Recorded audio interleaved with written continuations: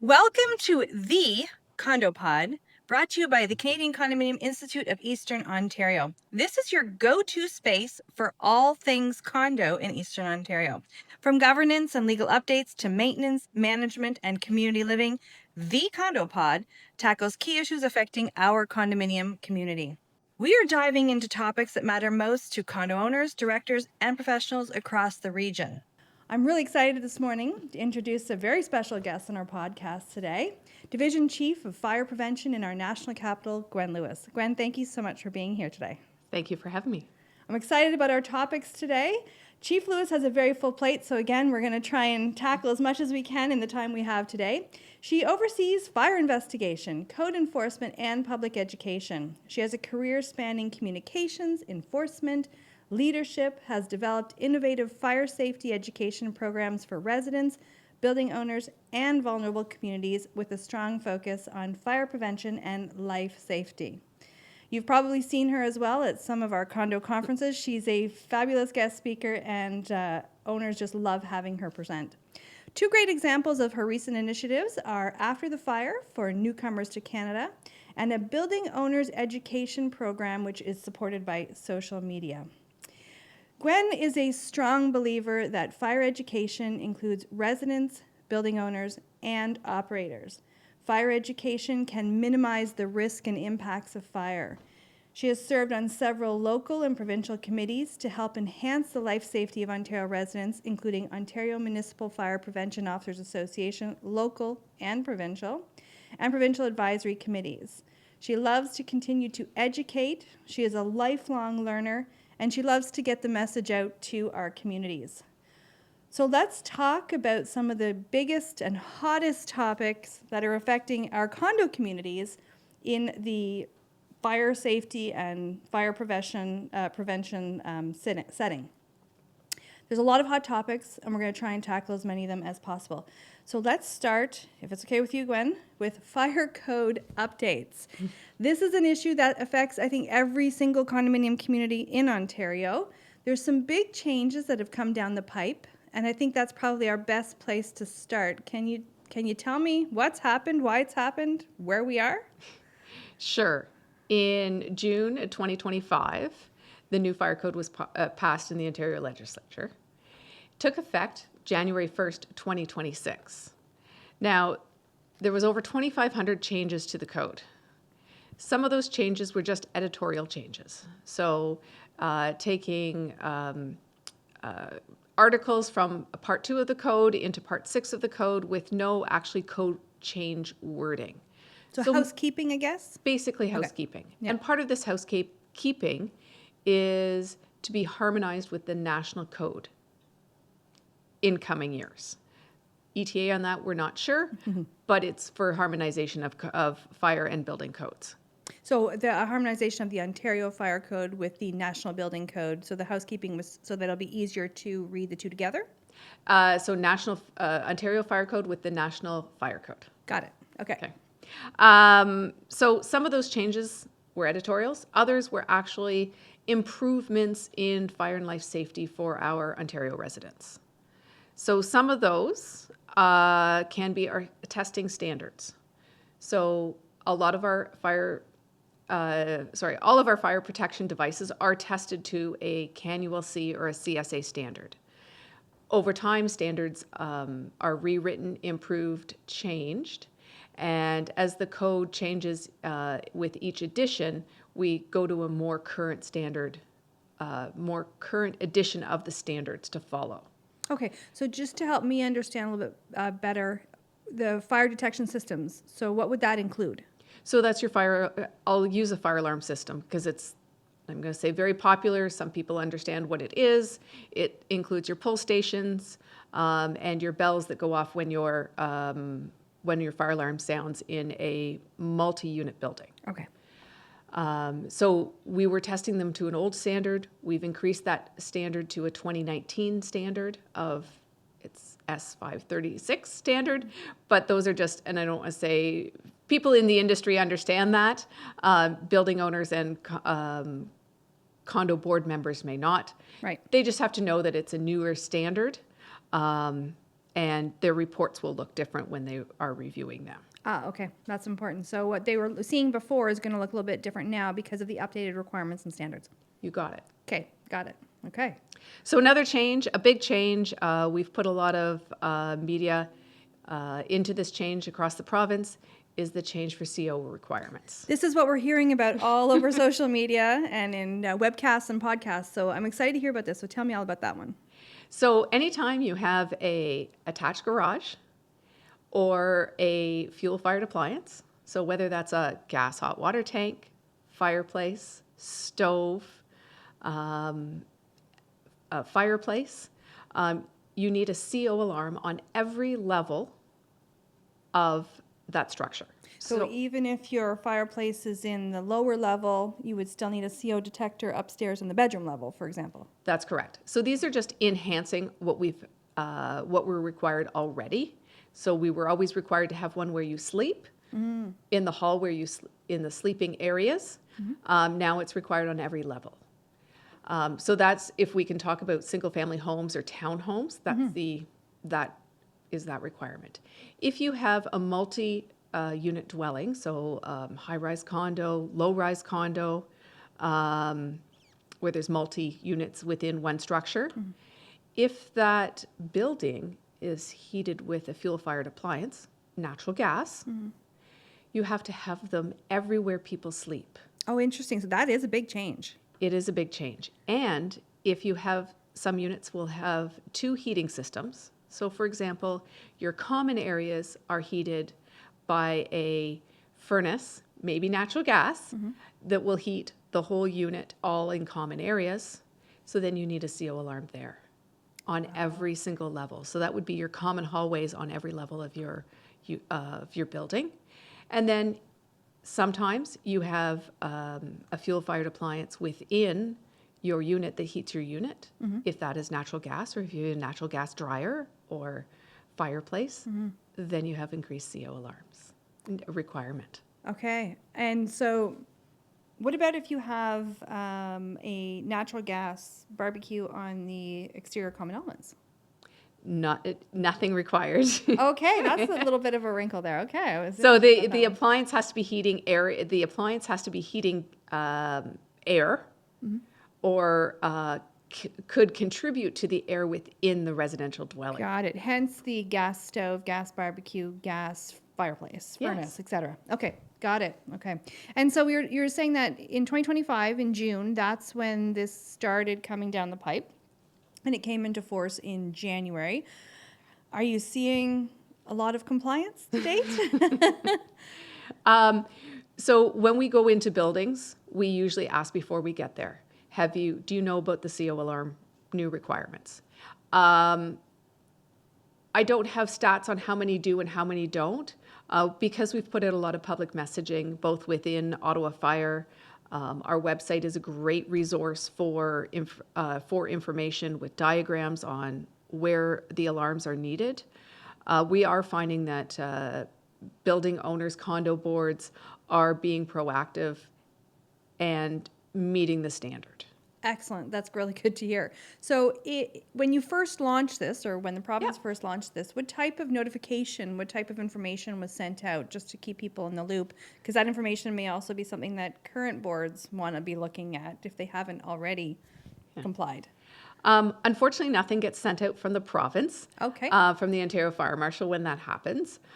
Each municipality, their fire service, Oh, I see. has done their own promotion, if I can say that, of the new legislation. And that's just to keep their residents safe within their municipality. I'm going to say ensure compliance with the fire code. So one thing about CO alarms, they're very important, because we won't know if there's CO in your building. So you can't see it, you can't smell it, Right. and you start feeling nausea, dizziness, as if you're sick. Well, you can be sick for other reasons. And so that's why it is very important to have your alarms where required. Yeah, you can feel upset tummy. You can feel like you're a little bit dizzy. Leave the home, feel great for a little while, come back, have it start again, and unless you're there for a prolonged period of time, you may not attribute that discomfort That's right. To CO in your unit. Okay. So where would boards find the information now? If they say, okay, well, I'm not up to speed on this, I need to make sure that we're compliant, would they go to the municipal website? Would they go to the provincial website? What's their best place to go for all the information they need to see? So the new fire code and previous editions are available on e-laws on the Ontario website, Okay. just like all all provincial legislation. Ottawa.ca/fire has where we direct our residents to. It has information for single-family homes and townhomes, along with multi-unit dwellings. That's where we would find that chart, that You org got chart that you, okay, fantastic. So ottawa.ca/fire. That's correct. All right, folks, check that out. Make sure you don't miss that. So historically, we've had a case that confirmed or interpreted the word owner to confirm that condominium corporations were deemed to be co-owners of units for the purposes of fire code compliance. In that particular case, it related to smoke detectors. That is a legal interpretation, obviously, that the courts have taken in relation to the definition of owner that we find in the fire code. The challenge, of course, is that the court didn't provide guidance to condominium corporations as to, okay, if you are the co-owner of the unit for the purposes of the fire code, what steps are you legally required to take to make sure units are complying with their obligations, fire detectors and now CO detectors, which is a bigger deal. Are you aware of any changes that have taken the interpretation of owner differently, or as far as you're aware, would condos still be considered co-owners of units for the purposes of fire detection systems and CO detectors? So we use the owner defined in the Ontario Fire Code, which not word for word, but it is whoever has the legal owner, so the owner of the property, or has care and control of that unit. Okay.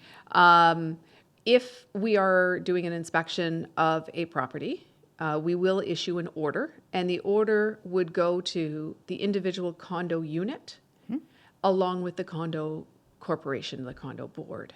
Okay. So we are covering kind of both bases. That's just a notify of who, and honestly, as long as the work gets done, we're not the ones that are going to interpret that. That comes down with the court of law and your expertise. But to make sure that everybody is notified and aware, it goes to both the owner and the condominium corporation. That's correct. Excellent. And obviously you and I can't answer the question today, what are the reasonable steps a condo has to take to make sure that CO detectors have been installed, or to make sure that all fire detection systems have been installed, etc. All we can say is that both the condo and the owner have duties. If you're unsure as to whether or not you have fulfilled your duties as a condo board, reach out to the fire experts. Yeah. They're the ones who will guide you through that. That's correct. Yeah. Okay. Well, speaking of fire code compliance and tricky little issues, let's turn now to some of the questions that we get asked by property managers about in the building and on site. It's not unusual, particularly around holiday season, for owners to decorate or condo boards to decorate. We may see some festive decorations put up in the lobby. We may see festive wreaths or other types of decorations on doorways. When it's wintertime, we may see booths in the hallways. We may see all sorts of things happening on site. And boards or managers may have to send a notice to an owner saying, please take down your wreath, or please put your booths inside and not in the hallways. And owners get a little bit fussed, saying, well, wait a second, I'm just trying to be festive. What I think a lot of condo boards and managers are trying to do is enforce their obligations under the fire code. So I'm hoping we can talk about some of those items today so we can clear up some misunderstandings and talk about the do's and don'ts of what you can and cannot do on your site for fire code. I think the first one we wanted to talk about is lobby furniture, because it used to be a major no lobby furniture, but I think there's some changes. So that is one of the changes in the new code. Okay. And I was going to say I have my code book here just to make sure, because some of these new changes, there's so many of them, we want to make sure I'm giving you the... In case you can't see it, it's not small. It's about this thick. There's a lot of stuff in there. Yeah.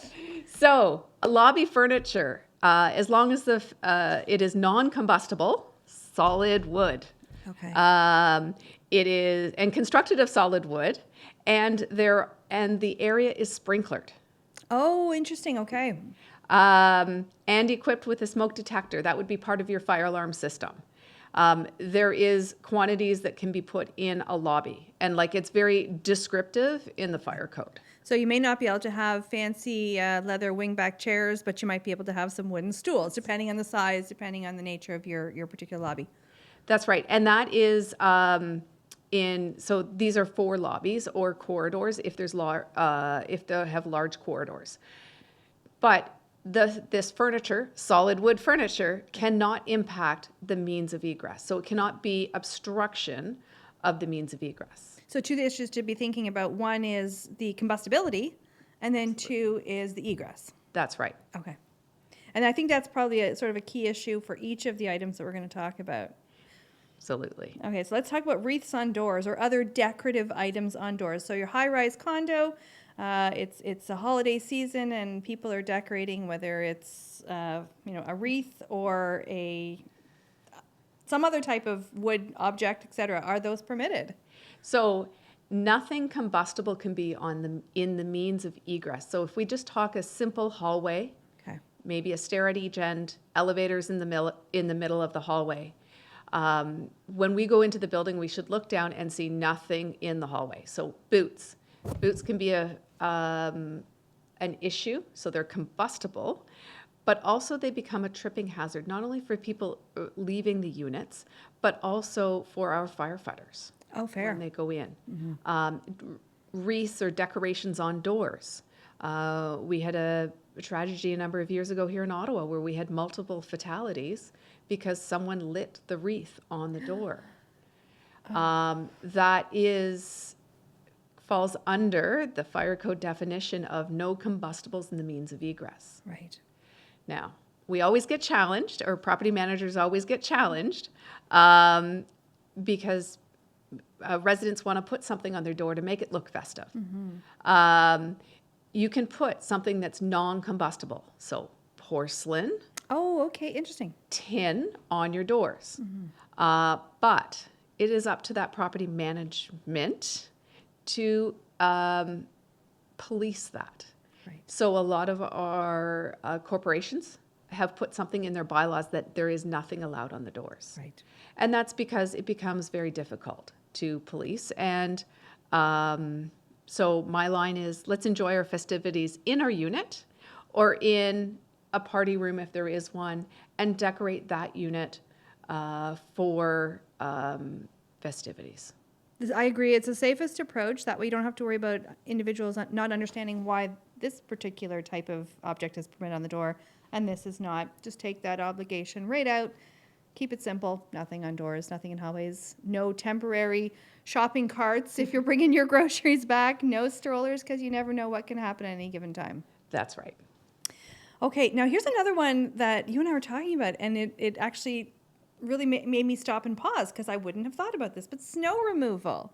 Snow removal in the fire code, who thinks about those things? So just like exits have to be accessible, which just makes sense. Anytime you have an exit sign over a door or any door that leads outside, that pathway outside has to be free and clear to a unobstructed thoroughfare. So that has to be shoveled in the wintertime. So luckily we're spring and we won't take these problems hopefully until next fall. Mother Nature's kind. And we have had the odd snow dump in April. But yeah, so it's just, once again, a reminder. So if you have a snow contractor or if you have somebody in your condo that does that, that's just one more thing to put on their list to make sure that it is done. Perfect. And another one that really made me stop and pause is the fire department connections outdoors. You highlighted gardening. We're not necessarily thinking about fire department or fire code when we're doing our gardening. So tell me a little bit about that one. So your fire department connections are usually can be two, but can be more depending on how large your buildings are. The fire department connections, there's usually a FDC sign or fire department connection sign above it. So there can be closer to your front entranceway or closer to your fire route where we would pull up. If there was a working fire within the building, we would connect our pumper truck to that, and it would supply water to the fire and life, the suppression system within your building. Right. So we want to be able to see these. So when gardening happens very soon, we'll be all anxious to do that. Make sure that either if there's hedges in front, that they are trimmed down. Right. They have to be accessible. Okay, makes sense. Yeah. So let's not hide them. They may not look pretty, but they're very important to us and to our crews that are responding. Right. Don't put your hostas or anything that's going to grow big and flowery and pretty in front of those particular connections. I can see why condo owners or boards or volunteers may say, "Oh, it's a little ugly. Let's hide that." But don't do that. It's the same for fire hydrants. Oh, yeah.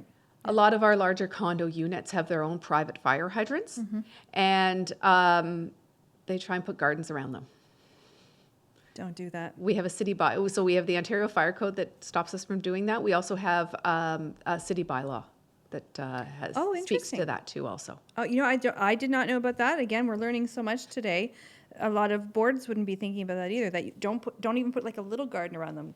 So they have to be accessible a meter and a half all the way around. Okay. And we talk about that with snow clearing. Right. Our hydrant heroes. Hydrants have to be clear so that we can have them accessible in case we need them. Yeah. No, and again, these are all very, very, very practical day-to-day implications that we're not thinking about because we're not experts in the industry, which is why we're talking to you today, Gwen.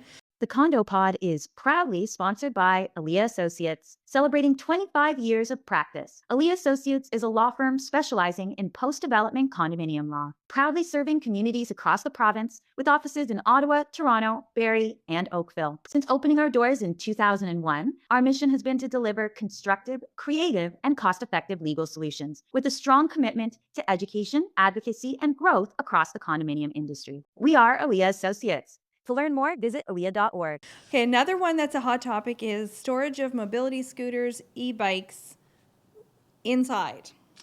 Yes. Yeah.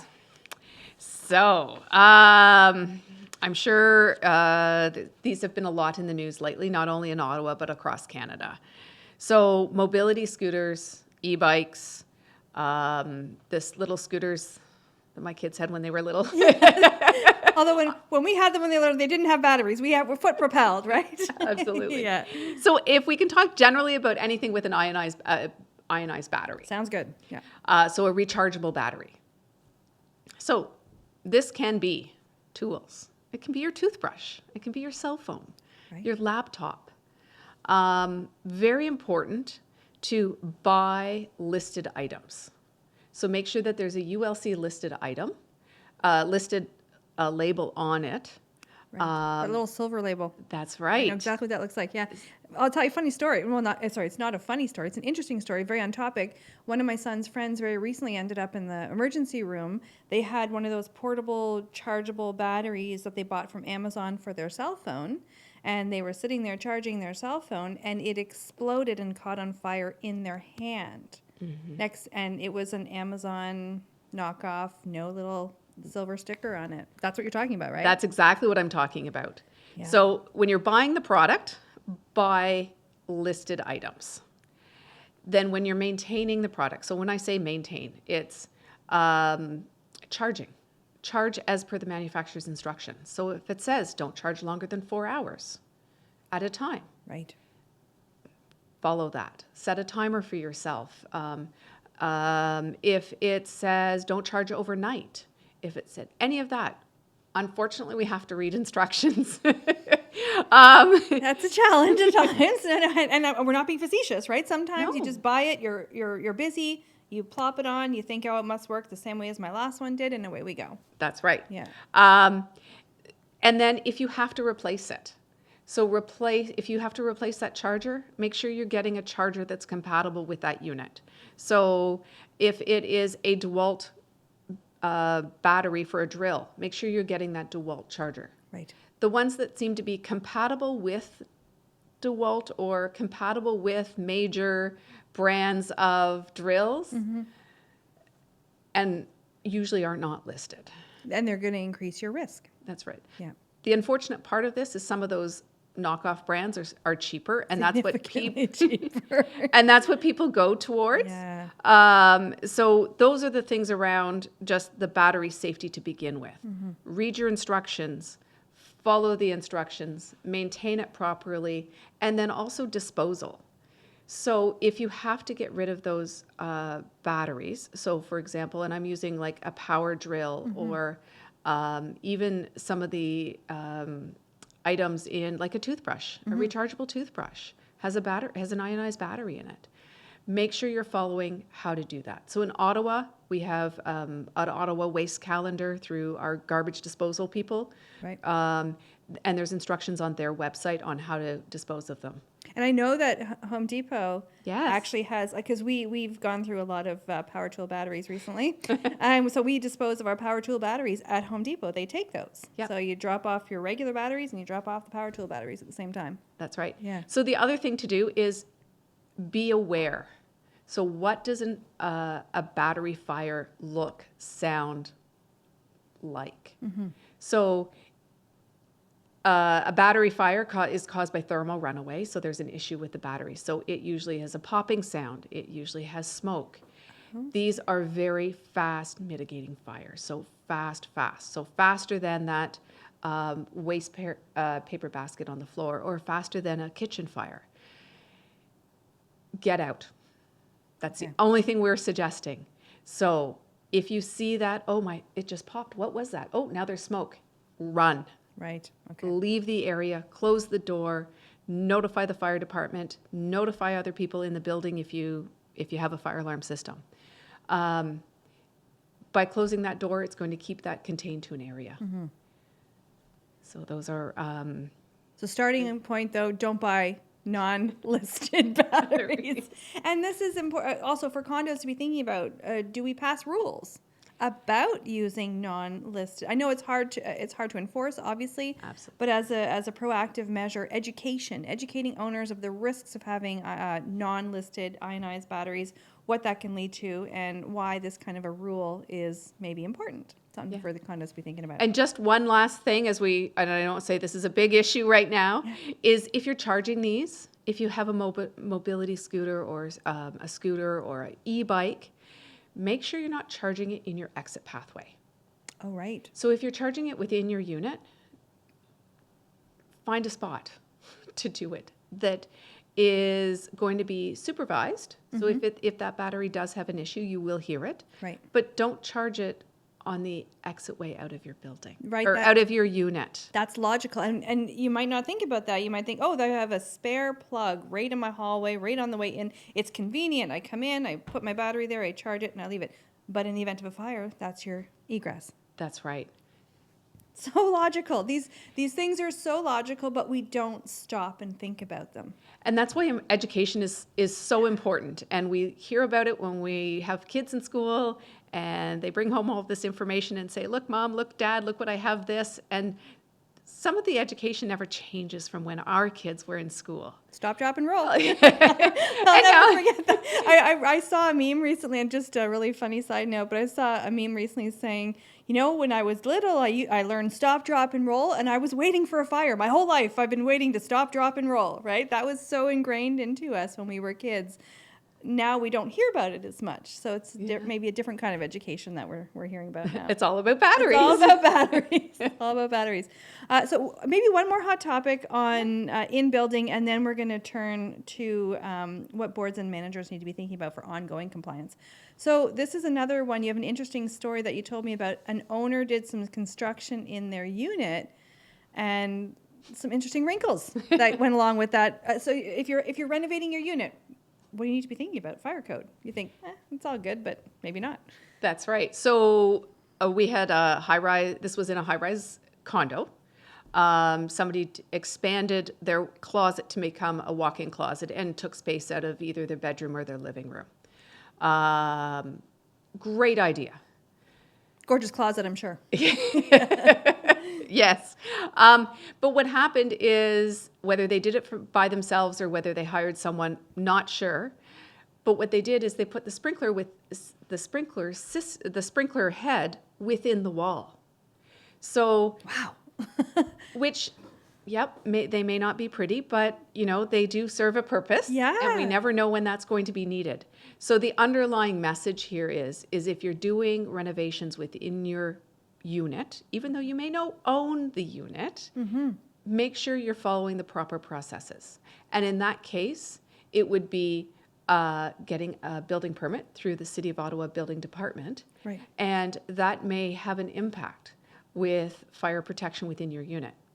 Not something maybe the average resident may be thinking about, but is that smoke alarm now in your closet where it should be outside? Is that smoke detector that's connected to your fire alarm system, where is that? And is it in the proper place? These are things we need the experts to look at, and that's done through the building permit process. So kind of a one-off, but it's also a really good education topic. Yeah, it's a great story because, again, if you think about that particular scenario, it may have been perhaps more obvious than not. Don't hide a sprinkler. That's probably not a smart thing to do. But what wouldn't be evident would be the fact that you've now perhaps taken away the fire detection system, if it's now in your closet, from the main room. That Yes. not everybody would be thinking about that ramification. Hiding a sprinkler, not smart. But maybe you're not thinking about the other aspect of that. That's right. Yeah. And also, if it's connected to the fire alarm, if it's a smoke detector that's connected to your fire alarm system, it's not going to alert the other occupants Right. in the building. So you're not just putting yourself at risk, you're putting everybody at risk. Yes. So many fun stories. I say fun stories in hindsight because nobody's hurt. So it's all about education, folks. We want to try and make sure that these are issues that people are thinking about. I've learned so much today on these topics, and so hopefully it's helping others realize they need to be thinking about things. Before you do anything, think about whether or not this is a fire code issue. So on that note, your boards and managers do have to be thinking about fire code on a regular basis. They have certain obligations. We have a story that we're going to talk about a little bit later on that's very active in the news right now. But before we get to that story, for now, let's talk about day-to-day ongoing obligations of boards and managers as they relate to fire code. And a big one that residents may not think about is the corporation's obligations in relation to records. So tell us what boards and managers need to be thinking about in relation to records. So a building is built with fire and life safety systems within it. So that could be, does that unit door close to hold back smoke and or fire? Does the fire extinguishers, where are they located in the building? Emergency lights. So when the power goes off, these emergency lights go on. Fire alarm, sprinkler, generators that run that firefighter elevator. Those are what I talk about, or what I mean when I talk about fire and life safety systems. So all of these have to be maintained. Some are required to be tested weekly, monthly, annually, semi-annually. Like there's a huge list. But every time something is done, tested, it has to be documented. Oh, like a log of A sorts. log. Now, if you're hiring someone to do this, you will get chances are you're going to get a report that says, I checked all these and everything is fine. Or I checked these and these are the deficiencies or the repairs that have to be done. So under the Ontario Fire Code, and we ask for this when we go in to do an inspection, and condo boards and property managers really have to be aware of this. So when you get that report, review it for deficiencies and correct those deficiencies. That's actually, let's pause on that one. Just getting the report is not sufficient. And, again, people may not be thinking about this, but read that report carefully, as you're saying, because it could have things that require a follow-up. That's correct. Maybe they didn't access a unit because the owner wasn't home. Maybe they couldn't get into your hydro vault. Right. Those end up to be deficiencies on your report. And yes, the fire alarm company may be very proactive and keep bugging the property manager to come back, or whoever their contact is to come back. Okay, I need access to that. But there may be other things. These are systems. Systems break, just like our cars. Right. And they need that maintenance that's required. So coming back to records, anything that is deficient has to be noted that it's deficient and noted that the date and time of when it was corrected. Okay. So when you walk through your building every day and you say, oh, there's an exit light out, great. What's your process for getting that fixed? Sometimes our processes meet the requirements of the documentation. So if the process is when your property manager walks through the building, they're going to file a work order, and they're going to have either the electrician on staff or on contract fix it. Well, that's the process that's needed. Because what happens is if there is a fire and somebody doesn't get out because they didn't see the exit sign, then it gets complicated. We'll talk about those complications in our story a little bit later on, and the obligations that can flow from failing to keep the records, from failing to do the proper maintenance, etc. Okay, so we talked a little bit about records. So the bottom line message there to boards and managers: make sure you're looking at the records, maintaining the records, getting the inspections done as needed, and then getting any follow-up done. That's as right. required. And then maintenance, you touched on that a little bit already. Touched about the fact that if you see an exit sign that's out, or if, again, these are systems that they can fail, make sure that you're continuously monitoring and making sure that things are maintained as required. You talked about the life safety systems. Tell me a little bit more about the doors. So every door in and I'm going to say every, that may be most doors. So whether it's in your high-rise apartment or high-rise condo or a low-rise condo where you have internal shared spaces, any door to your unit has to close to a latch. So over time, just through moving in, moving out, bringing groceries, bringing all that, strollers, wheelchairs, whatever, they may not close to a latch. Your doors in and out of your parking garages or in and out of your storage room, when you release that door, it should close to a latch. And the important part of this is if there is a fire, we promote close that door as you exit. Well, that door is a fire-rated door. Right. And having that close to a latch is going to keep that smoke, fire, and contaminants within that area. So whether it's your unit, whether it's the stairwell, whether it's a hallway, whether it's a service room, those are really important areas. If you have a car fire in your parking garage, if the doors aren't closed to a latch, well, then that smoke will migrate all through your building. Right.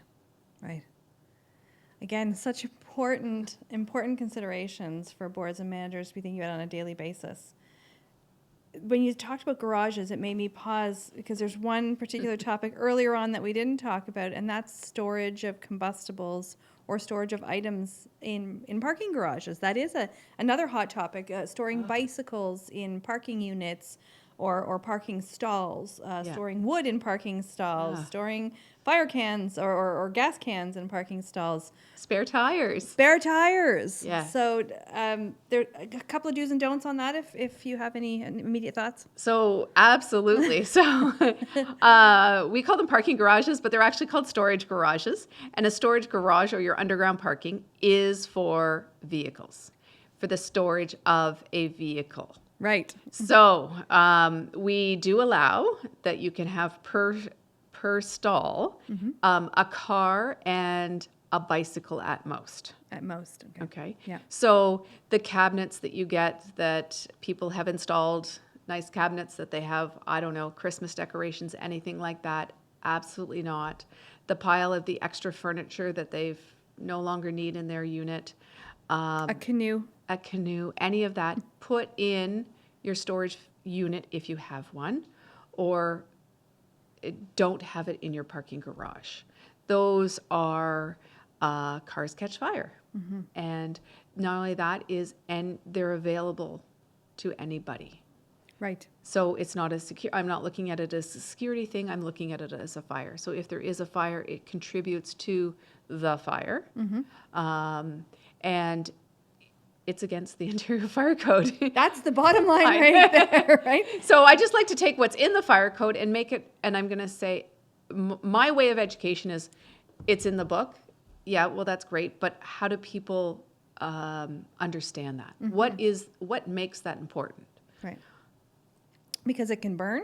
Because it can burn. And it can block your path. Yes. I think one of the bottom line messages for all of our discussions here today are it's combustible, and it blocks egress. If those two things are making you stop and think, we need to think fire code. Yes. Okay, excellent. I know we're running short on time already, so let's talk about the fire safety plan, because the fire safety plan is a topic of big discussion right now as a result of a recent case in Toronto where a condominium corporation, a contractor, and a management company are being charged under the fire code for a failure to fulfill their a potential failure to fulfill their obligations in relation to a fire safety plan. It's for a fire that is being deemed to be the longest burning fire in Toronto, a fire between two buildings. I won't get in too much to the details and the facts of the case. Anybody can Google it. But the bottom line in that case is coming down to the fire safety plan and whether or not the fire safety plan was followed in a particular case. So I think what we should be talking about here today is what is a fire safety plan, who has to have one, and how do you follow it? And then if you don't follow it, what happens? If you're a condo director, a property manager, industry professional, or a condo owner, clear your schedule for Friday, May 29th. It's the annual CCI Eastern Ontario Kingston Conference, happening at the Kingston Marriott, and it's your one-stop shop for everything condominium. We're diving into governance, law, insurance, common elements, all the moving parts that keep your condo community running smoothly, or at least help you sleep better at night. Plus, it's a great chance to connect with others in the condo world who get it. Thinking about sponsoring or exhibiting? Now is the time. Spots are going fast. Register today at ccieasternontario.ca.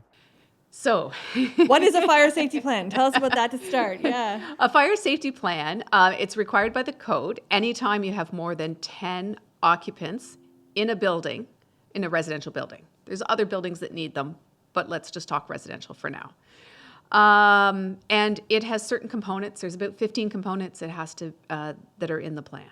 It talks about what services your building has, what happens when there's a fire, what's going on for preventive, to prevent a fire, what's going on for your maintenance. It's your Bible, it's your book about your building. Mm-hmm. Each building is unique. Each fire safety plan is unique. So every fire safety plan for a building has to be approved by our division, or so one of our fire prevention officers. So you don't just make it up yourself and run away with it. It has to be approved. It has to be approved. Okay. And then it has to be implemented. So it's great that we're going to have a piece of paper that's going to tell us all about our building. It has to be reviewed annually. So great thing to do before your AGM for your condo board. Yeah. Review that. If their contacts have to be updated, maybe that happens after the AGM, but if your contacts have to be update them. Send us a copy. If your things change, maybe you got a new fire alarm system because it was aging out and couldn't be repaired. So all of that has to be done. Implementing your fire safety plan means following your fire safety plan. Mm-hmm. So if it says in your fire safety plan you're going to give owners an annual prevention document, as in this is how we're going to, stop fires within our building. So safe, just a reminder of safe cooking, safe ionized batteries. Yes, I was going to say how to store your ionized batteries. Yeah. Then make sure it's done. Your maintenance, it's usually in the back if you use one of our templates. Let's pause there. So there are templates that owners can find as well, or condominium boards can find. Yes. So on the website that we on our website, earlier. I'm sure you'll give information at the end. So if we can, so if it's not implemented, so if you're not doing your maintenance, or if you're only getting your systems tested and not following up on deficiencies, mm-hmm. that's a violation of your fire safety plan. If you're not clearing your exit ways. So it all comes down to responsibility and prosecution. Right, okay. So our under the Fire Prevention and Protection Act, there's some very severe penalties. Mm-hmm. Which can include jail time. That's correct. Mm-hmm. So we have a lot of buildings that have fire safety plans that aren't followed. And I think this is what's happened in Toronto. Can't speak to the Pacifics because I don't know. I know what's in the media. Same thing you read. Same but, thing we're all reading. Yeah. And I think one of the issues we're seeing in the media is that the fire department wasn't notified as soon as people became aware of the fire. It took half an hour or so, and the fire safety plan, you were telling me and educating me earlier that the safety plan should include as soon as a fire becomes evident, you call the police or the fire department. That's right. You may be calling the police too for other reasons, but call the fire department. That's right. And these are things, like I say, if you have a plan, great it's required to be reviewed, but it's great for new board members to review it and say, hey, this was my responsibility. This was, and what does this mean? And talk to your property manager because they're very resourceful on who does what within the building, and each building's different. So the responsibility of the fire safety plan is responsibility of everyone on that kind of management team. So your condo board, your property manager. There's usually not a lot of responsibility on the individual owners of the units, besides maintaining the stuff within your unit. Right, right. But they're not the ones responsible for preparing the plan and implementing the plan. And as you were saying just a few minutes ago, there are very strong penalties. There are financial penalties, potential jail time for individuals who are on that management team if they are not following their obligations under the fire code for these fire safety plans. So it is all about education. And as a new board member or a new property manager or condominium manager, making sure that you understand what your obligations are, and if necessary, reach out to the Ottawa Fire Services. I know that there's lots of education opportunities there. I know that people are very interested in speaking and chatting with buildings and coming to the buildings for education. Yes. Yeah. I've seen you guys do that before, so. Yes. We have a team that does, and they're more for fire safety within your unit versus the building. We, because there's a property manager involved, they're and I don't want to say the experts, but they have that knowledge. And frequently they will reach out to us for questions. So that's a really good resource as well. So give us just the quick and dirty. I know we're very short on time now. Give us the quick and dirty on what happens if you have an inspection. So if the building's being inspected, what's the process very quickly? So quickly we walk through the building. We want to make sure that all their records, so all those records, test, check, and inspect records are up to date and current. Deficiencies are being corrected. Then we walk through the building to make sure that there's no physical deficiencies. So nothing in our combustibles in the corridors. No canoes in the garage. Yes, combustibles in the means of egress in your parking garage. We want to make sure that combustibles in our service room, so in the furnace room of the building. Oh, right, yeah. Making sure we will go into one or two units. Old paint. Yeah. Old paint stored in a furnace room. Yeah. Not a good idea. Exactly. And then if we do find deficiencies, we do write an order. We'll give 30 days for compliance. That's just our standard side. If you need more time because parts are on order, work with our division or our fire prevention officers. And as long as work is getting done, we're very accommodating to move a compliance date. And if your orders are on your building, against your building, I will say, they also may be posted on your front door. Oh, interesting. Okay. And that is a requirement under the Act.